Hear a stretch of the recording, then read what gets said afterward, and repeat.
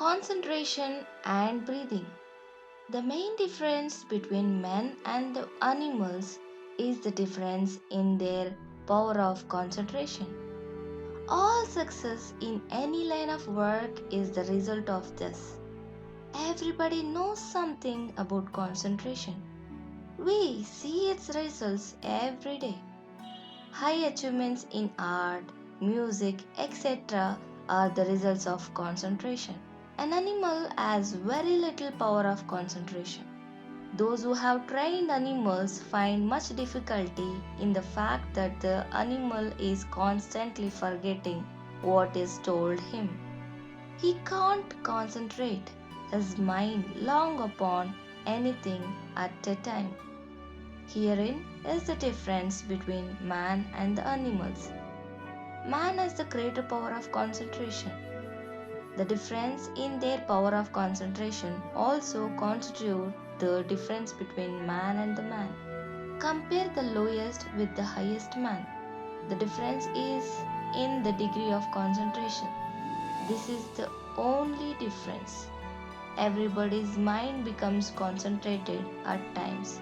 We all concentrate upon those things we love, and we love those things upon which we concentrate our minds. What mother is there that does not love the face of her homeliest child? That face is to her the most beautiful in the world. She loves it because she concentrates her mind on it. And if everyone could concentrate his mind on that same face, everyone would love it.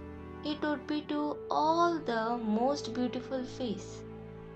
We all concentrate our minds upon those things we love. When we hear beautiful music, our minds become fastened upon it and we cannot take them away. Those who concentrate their minds upon what you call classical music do not like common music, and vice versa. Music in which the notes follow each other in rapid succession holds the mind readily. A child loves lively music because the rapidity of the notes gives the mind no chance in wander. A man who likes common music dislikes classical music because it is more complicated and requires a great degree of concentration to follow it. The great trouble with such concentrations is that we do not control the mind. It controls us, sometimes outside of ourselves, as it were draws the mind into it and holds it as long as it chooses. We hear melodious tones or see a beautiful painting, and the mind is held fast. We can't take it away. If I speak to you well upon a subject you like, your mind becomes concentrated upon what I am saying. I draw your mind away from yourself and hold it upon the subject in spite of yourself. Thus, our attention is held. Our minds are concentrated upon various things in spite of ourselves. We cannot help it. Now the question is, now the question is, can this concentration be developed and can we become masters of it? The yogi says yes. The yogi says that we can get perfect control of the mind.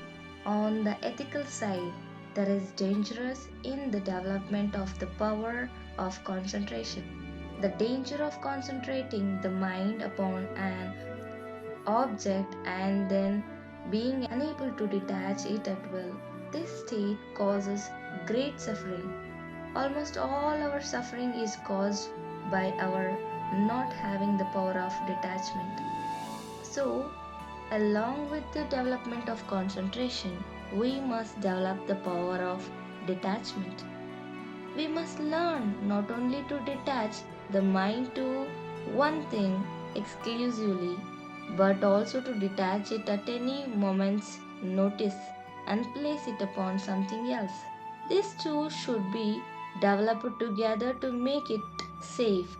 This is the systematic development of the mind. To me, the very essence of education is concentration of mind, not the collecting of facts. If I had to do my education over again and had any voice in the matter, I would not study facts at all. I would develop the power of concentration and detachment, and then, with a perfect instrument, I could collect facts at will. Side by side, in the child should be developed the power of concentration and detachment. My development has been one sided all along. I developed concentration without the power of detaching my mind at will, and the most intense suffering of my life has been due to this. Now I have the power of detachment, but I had to learn it in later life. We should put our minds on things. They should not draw our minds to them. We are usually forced to concentrate, our minds are forced to become fixed upon different things by an attraction in them which we cannot resist. To control the mind, to place it just where we want it, requires special training. It can't be done in any other way. In the study of religion, the control of mind is absolutely necessary. We have to turn the mind back upon itself in this study. In training the mind, the first step is to begin with the breathing. Regular breathing puts the body in the harmonious condition, and it is then easier to reach the mind. In practicing breathing, the first thing to consider is asana or posture. Any posture in which a person can sit easily is his proper position. The spine should be kept free and the weight of the body should be supported by the ribs. Do not try by constraints to control the mind. Simple breathing is all that is necessary in that line. All austerities to gain concentration of the mind are a mistake. Do not practice them. The mind acts upon the body, and the body in its turn acts upon the mind. They act, react upon each other. Every mental state creates a corresponding state in the body, and every action in the body has its corresponding effect on the mind. It makes no difference where you think the body and the mind are two different entities, or whether you think they are both but one body. The physical body being the gross part and mind the fine part. They act and react upon each other. The mind is constantly becoming the body and the training of mind. It is easier to reach it through the mind. The body is easier to grapple with than the mind. The finer the instrument, the greater the power. The mind is much finer and powerful. The finer the instrument, the greater the power. The mind is much finer and more powerful than the body. For this reason, it is easier to begin with the body. The science of breathing is the working through body to reach the mind. In this way, we get control of body and then we begin to feel the finer working of the body, the finer and more interior, and so on till we reach the mind. As we feel the finer workings of the body, they come under our control. After a while, you will be able to feel the operation of the mind on the body.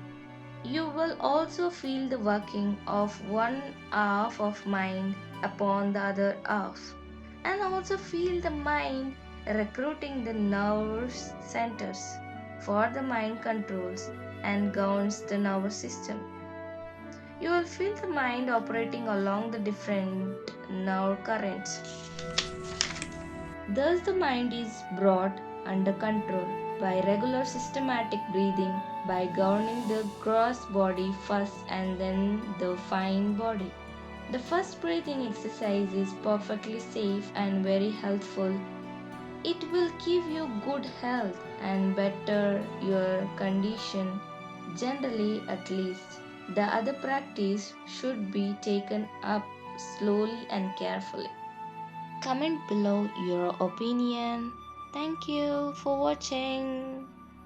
See you on the next video.